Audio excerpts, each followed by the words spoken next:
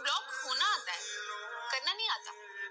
उस इंसान ने तुम्हें ब्लॉक कर दिया यह बोलकर कि अब उसे तुमसे कोई रिश्ता नहीं रखना, लेकिन तुम्हें अपनी साइड से उसे ब्लॉक नहीं करा जा रहा है। मतलब तुम अभी भी इस उम्मीद में हो कि उसे तुम्हारी कमी का एहसास हो, तुम्हारी वैल्यू हो, तो वो अपनी साइड से तुम्हें अनब्लॉक करके कॉल या मैसेज करे, क्योंकि अगर तुमने उसे ब्लॉक कर दिया तो वो तुम्हें कॉल या मैसेज नहीं कर पाई। मतलब तुम्हें अपना रिश्ता बचाने की हर हद तक जान रहे, ना तो तुम्हें तुम्हारी सेल्फ रिस्पेक्ट मायने रखती है, ना ही तुम्हें तुम्हारी वैल्यू मायने रखती है। ऐसे में तुम रिश्ता नहीं बचा पाओ।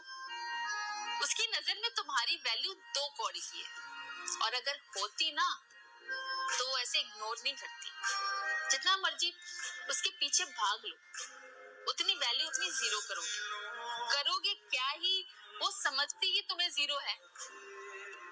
बेहतर यही है कि भुला दिया जाए और इस चैप्टर का ना द एंड किया जाए।